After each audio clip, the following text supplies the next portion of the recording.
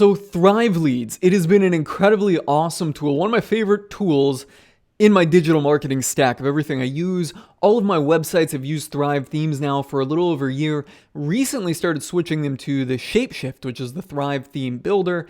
And well, I'm a big fan of ThriveLeads, which generates leads from your website, which is what I wanted to talk about today.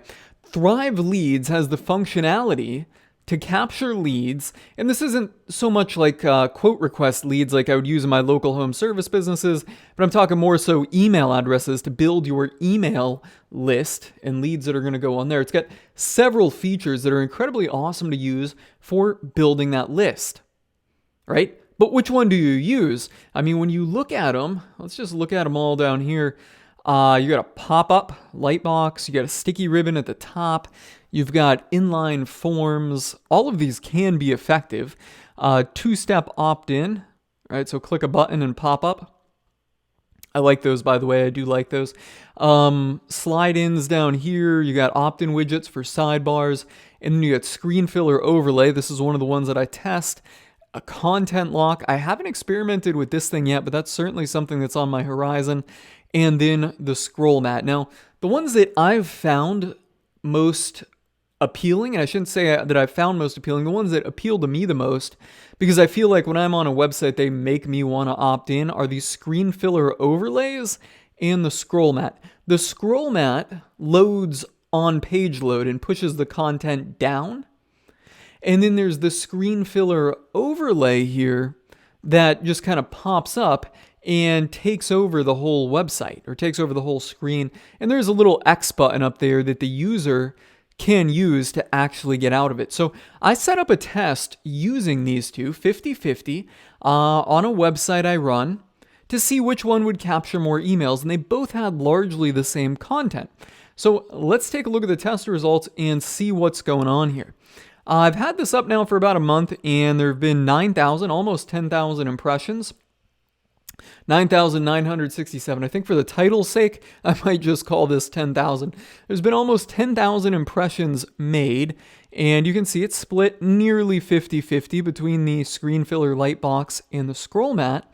And now the conversion rate. Well, screen filler light box has had 37, and that pops up, I think, when the user gets halfway down the page or 3/4 of the way down the page. That's probably why the actual number of impressions is less.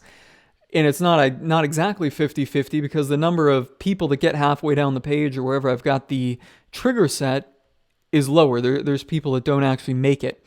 And then there's the scroll mat test. Again, 22 conversions. So 22 versus 37. And the ultimate conversion rate is 0.44 versus 0.74. So there is a clear winner here. And that is the screen filler light box gets roughly 30 to 40% more conversions than not 30 to 40, that would probably be 60 to 70% more conversions than the scroll mat. So let's take a look at these real quick. I kept the content nearly the same on both of them, and I'm not 110% sure that I even know how to look at them. I have a developer that set these tests up for me.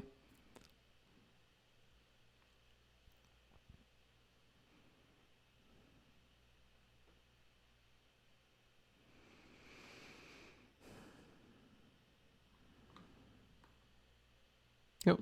Well, this isn't what I thought it was going to be. I thought it was going to actually load the example or load the content that is the lead capture mechanism. But here's what you see over time. It's showing the number of conversions on a daily basis. So this is interesting. It's a nice way of showing the data. That screen filler light box consistently outperforms. So it's not like a wildly swinging type of thing.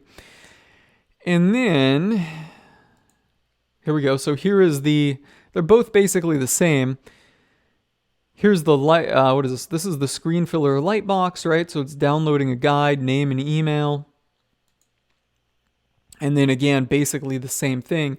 And that's the scroll mat. So the scroll mat in the screen filler light box, nearly identical except for some little sizing issues on the actual formatting. Very simple and straightforward opt-ins on a website that's fairly relevant. And as you can see, that screen filler light box taken the cake. So screen filler lightbox in this test outperforming the scroll mat. And, I mean, when you think about it, that screen filler lightbox waits until people gets down the page. I don't know if I'm saying that right correctly. It doesn't appear until people get down the page. So, you've got a more engaged audience when it's using or when it appears. Whereas with the scroll mat, it's popping up right at the top of the page and people are like, whoa, I want the content I came here first before I, start getting opt-in shoved in my face. So that's how I think about it. And I think that going forward in the future, I'm going to be using that screen filler lightbox a little bit more and maybe testing some of the other features out in ThriveLeads, doing an experiment to see if I can get something that converts even better. So on that note, if you guys have any questions, comments, or feedback, I want to hear them. Drop a comment below this video.